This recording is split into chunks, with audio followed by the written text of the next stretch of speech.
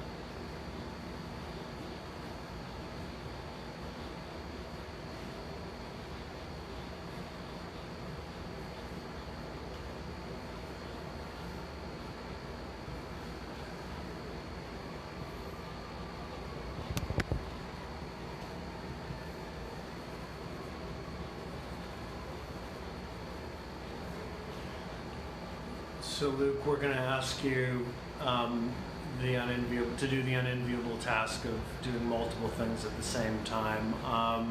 So since you started with an illustration of Hilda, you speak a little bit to origins, inspirations, either comic books or other things out there that kind of led you to this character? Yeah. Well, like to begin with, she was kind of just. She kind of evolved just from some non-specific doodles. I think to start with, like when I first tried to like flesh her out properly, I can remember like really early on, I kind of wanted to like emulate. I was thinking about like the Zelda game, The Wind Waker. Even though I'd never played it, but I just like I'd seen that. I'd seen lots of stuff from it, and I found that I was inspired by it somehow. So I remember kind of like doing some early drawings, which kind of looked like she was done in that kind of style. She had a little like triangle, like very sharp triangle nose, and the proportions were kind of like more like that. I don't know that like early influences, obviously, the Moomin books, or like more specifically like the 90s Moomin anime. Like that was something I watched when I was a kid, and I don't know, like always like stuck with me, and I think it's somewhat kind of around the time I kind of started to think more seriously about this character. I'd kind of been reading the Moomin comic strips, like kind of early on. Her look was kind of like, her design was kind of like quite strongly influenced by the character Little Mai, or the character Mimble. And I think you can see like in early drawings, like they're definitely I'm kind of like emulating there's certain like similar elements. Like I gave it a very similar nose, kind of like similar proportions. and I kind of imagined her in that kind of mold. But then, like, kind of over time, I didn't want her to just be that. And the design kind of evolved in various ways across the years as I've tried to kind of move away from that and make her into her own thing and like a stronger design in her own right, I think. How's that looking? Is that like... It's amazing.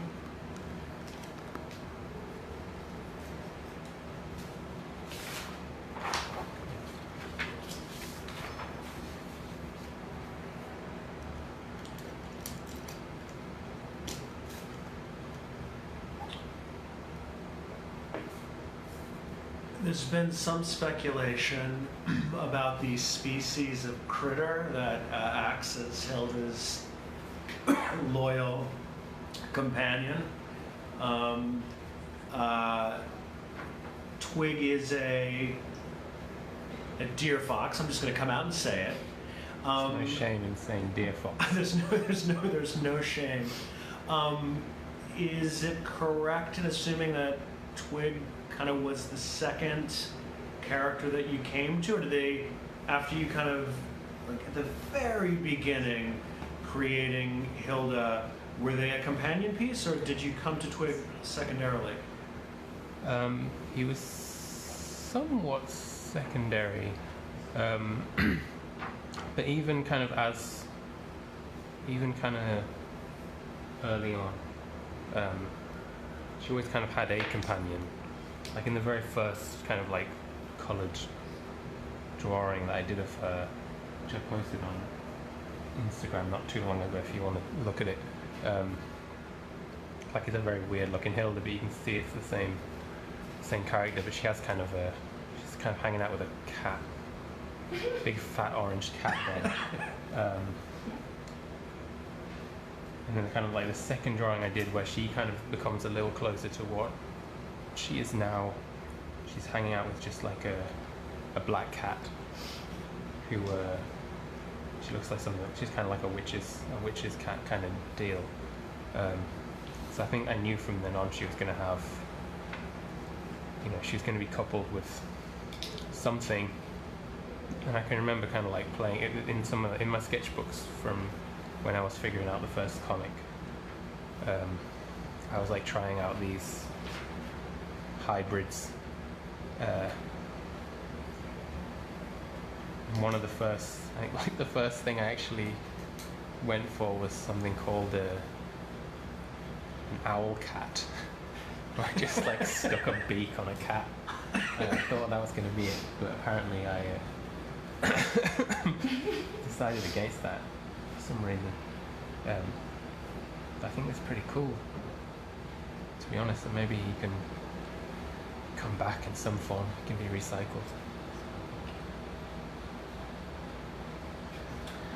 Do owl cats live in the wilderness?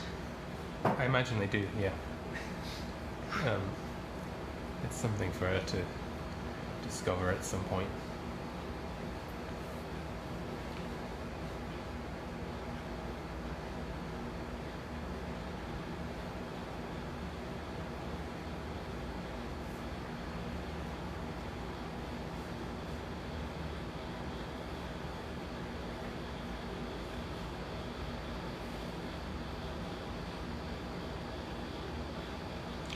There he is. There he is. Don't know what else to do with it. We have a request that's just come in. Okay. For the Midnight Giant. Okay, well, that's it's an easy one.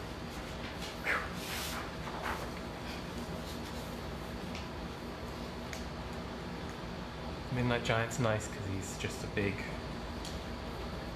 vague, humanish silhouette. So he's quite pleasant to draw. That said, don't know where to start.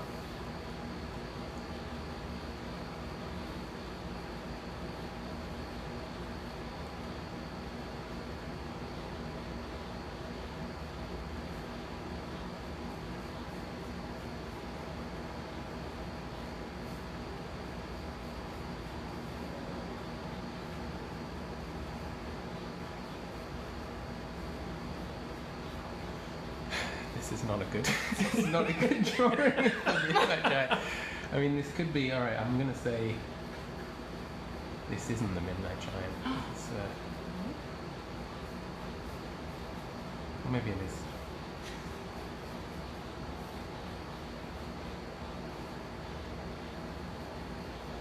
It's the Midnight Giant by way of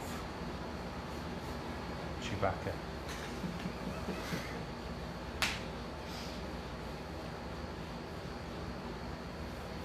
There he is. A little fun pop culture mashup there for you.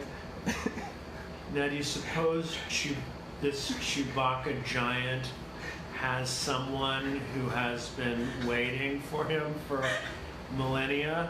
Kind of like a buried Han Solo, buried under the snow. Yeah, he must do.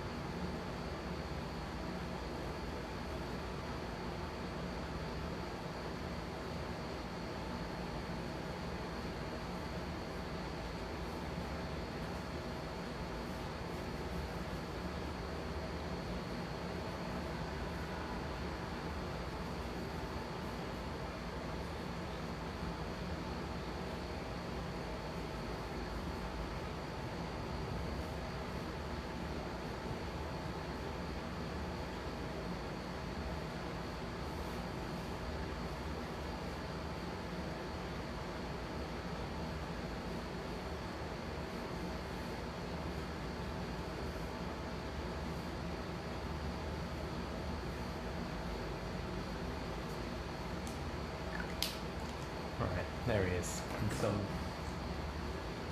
form.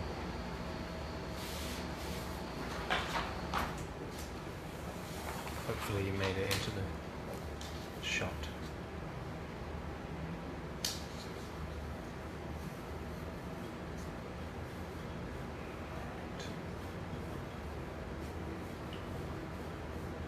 So, Luke, the look of the Hilda comics has evolved over time, especially the way Hilda and Twig are drawn.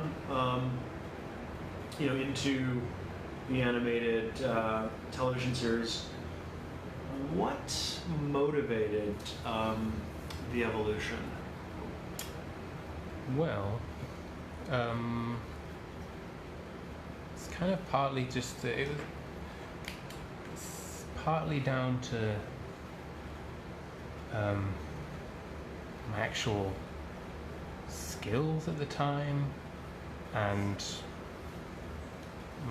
kind of just down to my taste. At the time, I was drawing a particular book. It's been quite like a long, not that long, but at this point, it's been quite kind of I haven't been knocking them out exactly. And I've kind of evolved. Like my drawing style's changed, and everything's changed. Like in my life, like since doing the first one. So it's only kind of natural that it would change. I've also kind of always taken a fairly relaxed approach. But what actually happened was I drew the first one in a particular style that I kind of thought I wanted to do it in, and that was what it was. When it came time to draw the Midnight Giant, lots of things about the book kind of changed. The format was different.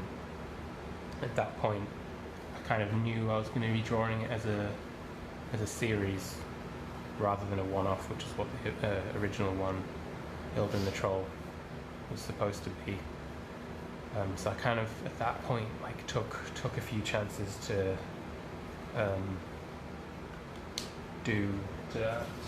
shake it up a bit and try and improve things, and to try and get it to a point where I I thought was better or was like closer to what I would have wanted to do. I'll do a drawing of weird Midnight Giant Hilda now, because so I changed her in a few ways. Like I made her look kind of a little sort of visibly older, I think. I kind of tried to push the kind of Moomin influence like a little bit more, I think, at that point, because it was something I kind of I wanted it to look. I just wanted it to look more like that, which I felt like I just felt like I could get it closer to how I originally wanted it to look, and added some detail there. I gave her freckles, which I think was kind of meant to be a nod to like Pippi Longstocking. I kind of drew her hair differently, just because I felt kind of I was getting more confident in my inking, so I would kind of put a bit more like texture in there, and I kind of like made it kind of sharper and more ganglier.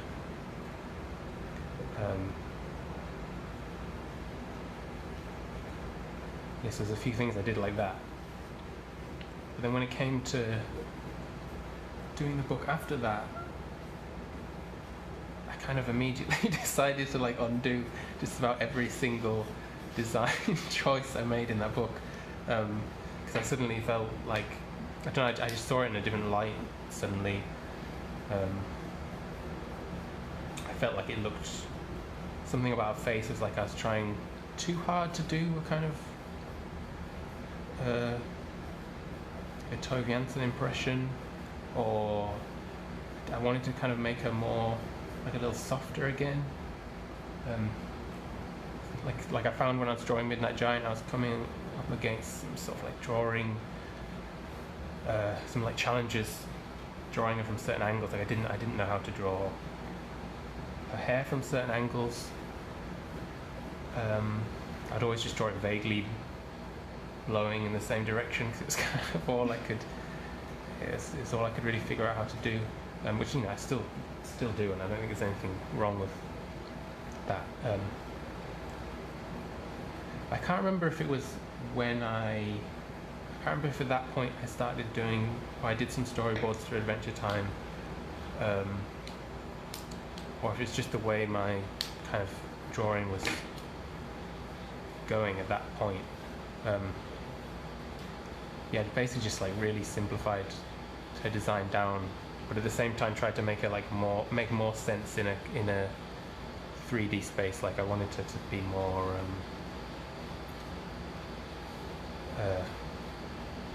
almost like, I guess I started to think about her more as an animated character, even though it was well before anything happened with her being adapted. Basically I kind of backtracked, and her design for the Bird Parade wound up being closer to her original design, I think. And then that's evolved in a more kind of like natural way since then. It does mean that Midnight Giant Hilda is kind of a little bit of a strange anomaly. Like the evolution doesn't seem like totally natural. Like in a lot of ways I always feel like that kind of looks like it should be the first book, but it's not.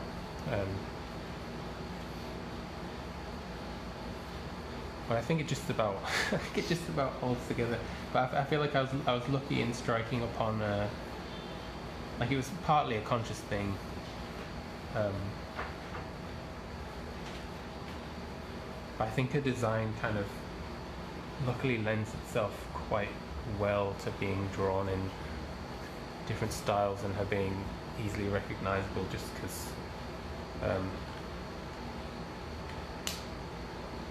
she's got this kind of like basic outfit that she wears all the time. It's quite simple to draw and understand. And you kind of like stick the beret on her head. As long as you've got those details, like it looks like her, and you can kind of mess with her in all kinds of ways, and it will look like the same character as long as it has those just the hat and the scarf and the boots, basically, and blue hair. Yeah, no, there's something kind of instantly iconic and consistently iconic despite those variations with Hilda. What was the trickiest part in the adaptation process from book to television series, nailing Hilda, kind of the essence of Hilda? In terms of her design, or Yeah, in terms of her design. well, I mean, in a way, I think for me, I guess I kind of treated it. It was a similar process to figuring it out for any particular book. Like, I did feel a bit stupid and hypocritical when the kind of the designs came through. Like, there was quite a few kind of, exactly how she would look was like a big question at the start, I remember, and the people at Mercury Filmworks tried out lots of different like versions of her. I saw quite a few that were all kind of like, kind of wildly different styles, just to try and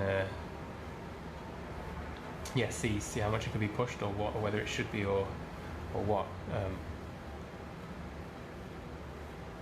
And I think we went eventually for a style that's pretty close to how she looks in the comics. But I did make a lot of. I think she was kind of modelled mostly on the way she looks in the Stone Forest, which is the most recent one. But yeah, I remember when kind of like the first kind of turnaround came through, and I had loads of really kind of petty little tweaks that I wanted to make, and little things that just didn't look quite right to me. Like, in hindsight, or maybe not even in hindsight, even at the time, like, it feels like, who am I to actually say these tiny things are wrong when she looks so wildly inconsistent from book to book. But yeah, so I don't know why I felt like that, and those little things like the amount of tufts on her hair, and how close her mouth was to her nose, and that sort of thing. But then, I don't know, even though she is like different in each book, I think there are certain things like she does look like the same character. If you do,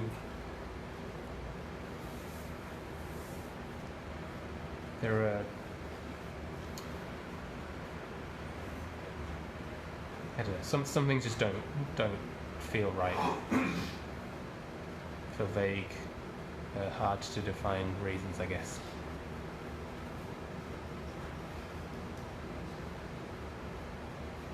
But I was very happy with where she kind of ended up.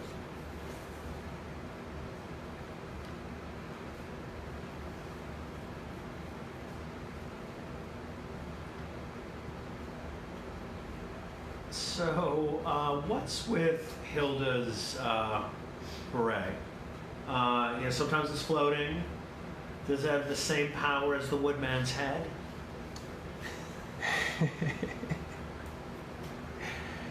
No, it does not. The thing is, it doesn't float. It bounces. So, yeah, I got to a point where I like drawing it kind of like bouncing off her head, because it gave her a sense of motion, dynamism. Like, it looks like she's running if the hat's bouncing around.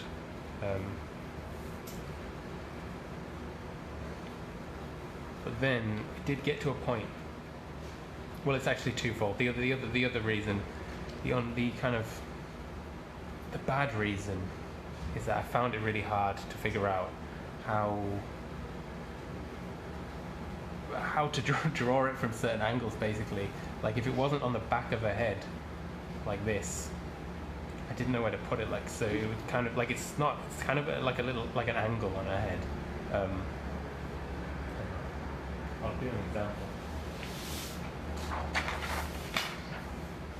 It's like it's not exactly on the back of her head, so I'll do a drawing like this, and her kind of draw her hair like that, nose somewhere in there. I mean, this is the hardest. I'm not very good at drawing a behind shot. I'd always kind of like to have to draw it kind of here, and it would just look like this big black blob on her head, and like, I mean, that actually doesn't look terrible there, but like back doing the kind of first couple of books, I couldn't do it and make it look like it made any sense. It just always looked horrible, like just this big disc that just seemed flat and like it wasn't sitting anywhere in particular. So kind of drawing it just bouncing off in a vague, just over here somewhere, like every time, was a full-on cheat to save me from doing that. And then it got to the point where I would always just draw it floating, and I just liked how it looked. I thought it had a fun, like, had a nice, like, cartoony quality to it that didn't really make any sense. And yeah, I like it. It's like sort of behaves a little bit like Mickey Mouse's ears in a way, and it doesn't. It's always just kind of. Or I always draw it from the same kind of angle and shape, whichever way she's facing. But yeah, for the show, it's a bit more normally treated, like it's like it makes sense because there are many much more talented people than me at Mercury who could figure this stuff out without taking lazy shortcuts.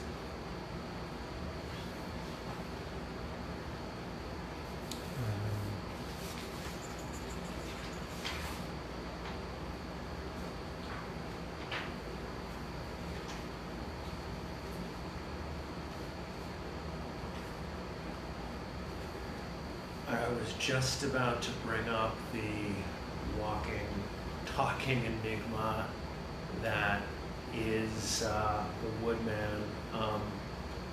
Can you talk a little bit about the evolution of this character from a visual perspective, both in terms of, how you came to him, how you came to draw him, and then how you built out his world, his house, his worldview.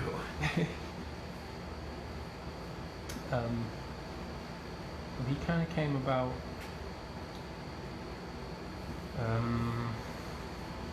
Well, he hasn't really evolved compared to Hilda and some of the other characters. He's been pretty consistent in how he kind of looks and behaves.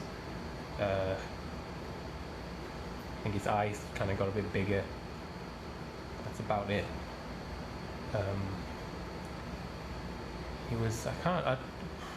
He kind of one of like the influences for him was this character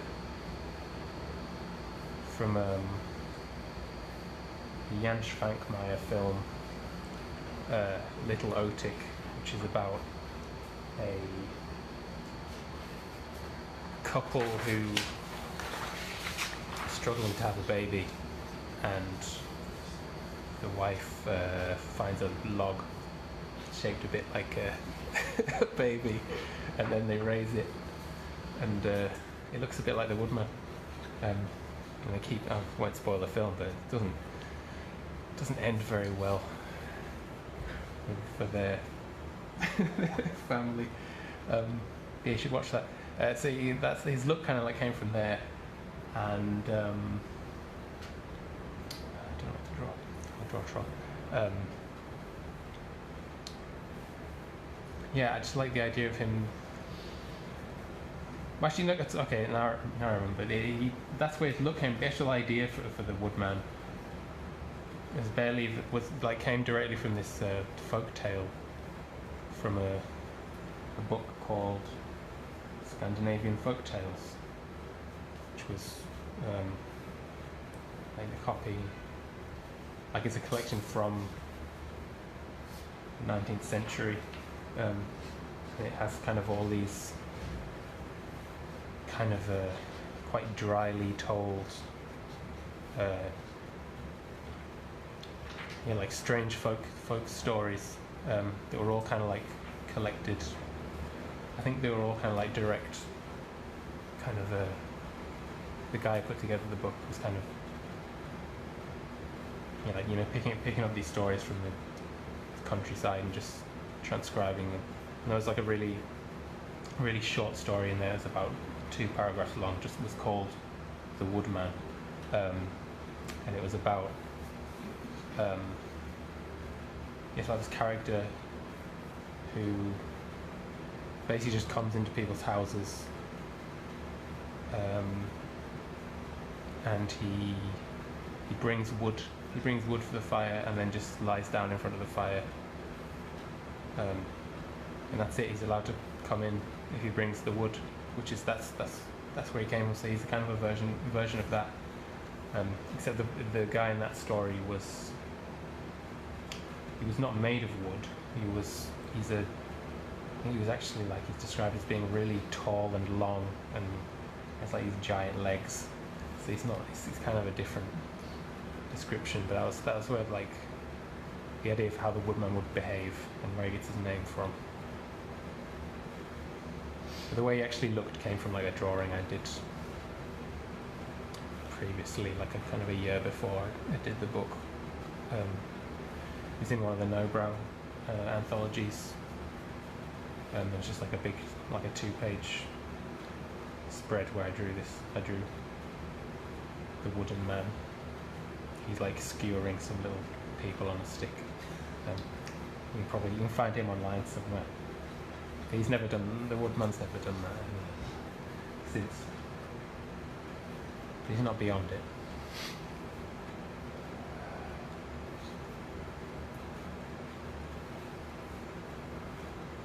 I stumbled upon your books, 6 years ago in a local bookstore, and the thing that jumped out at me,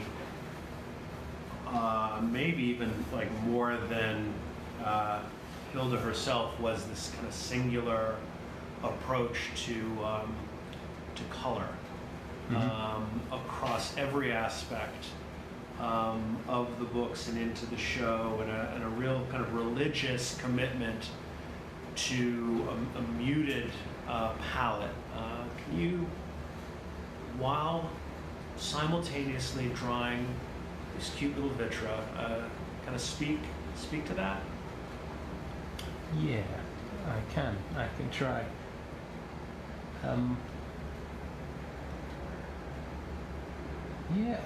It comes from, it was kind of something I was thinking a lot about at the time. I think to a certain degree it comes from, probably actually kind of comes from my publisher, No-Brow. Kind of when I first did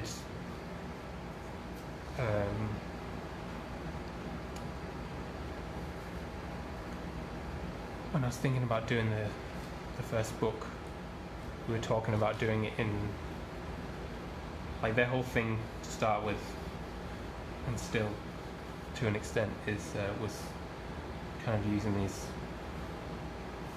kind of limited palettes, like using spot colors, and kind of like doing a lot of books with these limited color schemes. And I kind of like was initially planning on doing that as well. I think that everything they'd done had been done with that, like kind of 2 or 3 spot colors and just overlapping them and making the whole thing like that. I didn't do that in the end because I couldn't figure out, I couldn't make the world look as colourful as I wanted it to do, with any kind of like, without having just a load of colours. But I still basically tried to like kind of honour that by keeping it down. But to be honest, it comes from, it's like even before that it was something I was conscious of, and just in my illustration work as well. I'm always just very careful, and yeah.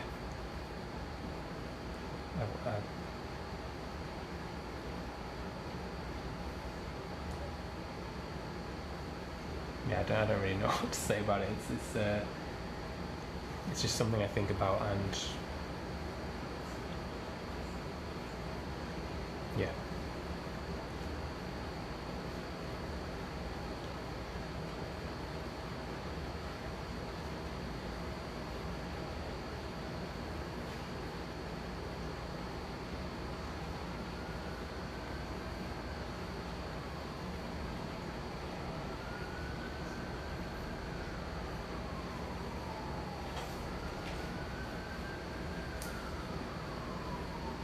How are you feeling? It's 11:35. We can wrap it up, or if you want to do one more. Let's do one more. All right.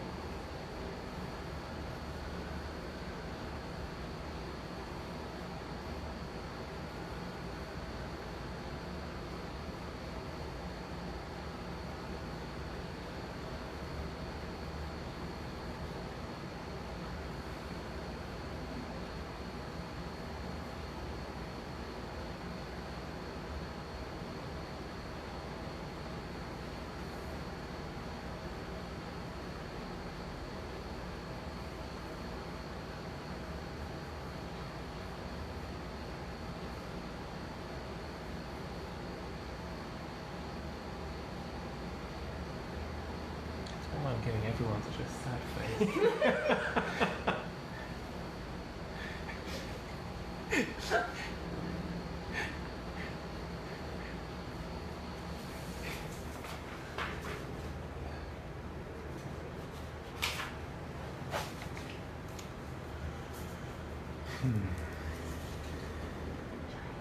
What shall I do?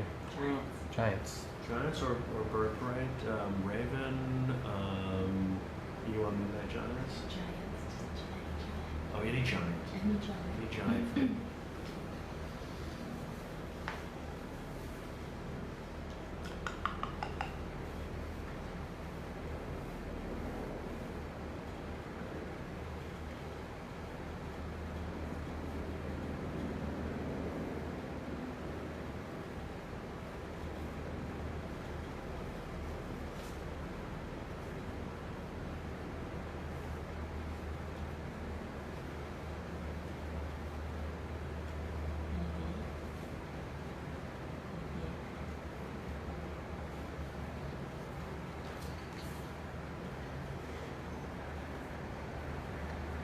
Started drawing this character, and now I remember that we haven't really drawn her in a number of years.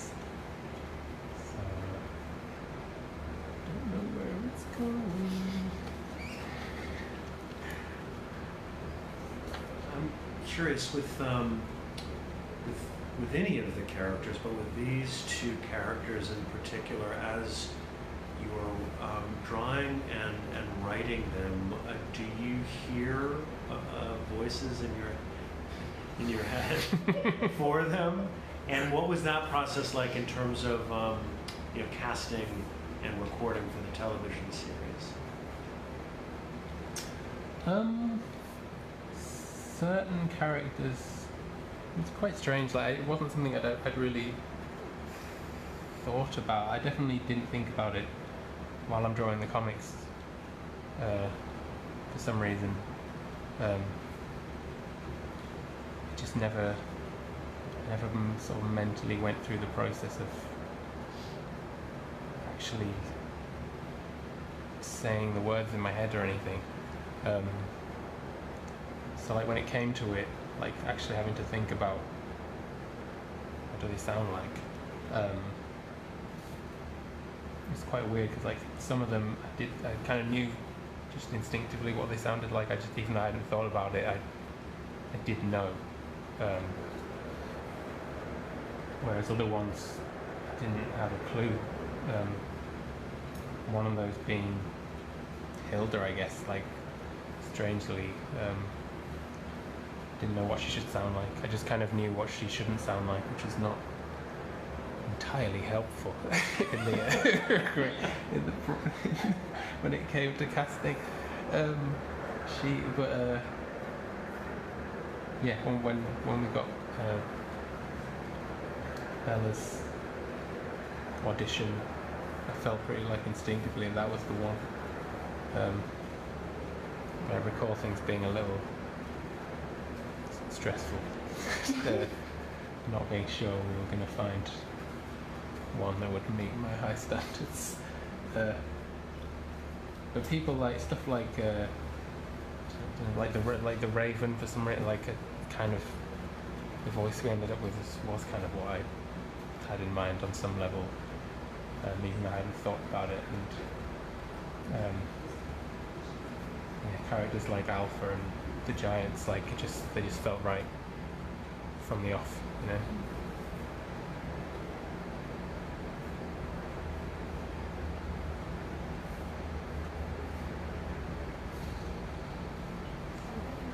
There we go. All right. Thanks, everyone. Luke, thank you so much. No worries. And Comic-Con for the rest of the weekend. Luke will be at the Hilda Comic-Con booth in New York Comic-Con, booth number 125, at 3 o'clock today to do some signings. We'll also be doing a panel at New York Comic-Con on Sunday from noon to 1 p.m. We'd love to see you there. Luke will be on the panel, as well as Stephanie Simpson, head writer for the Hilda series, and Dominique Bizet, head of kids at Netflix, will also be on the panel. We'd love to see you there. And thank you so much for watching. Thank you, Luke, so much for being here. And thank you for creating Hilda. Thank you.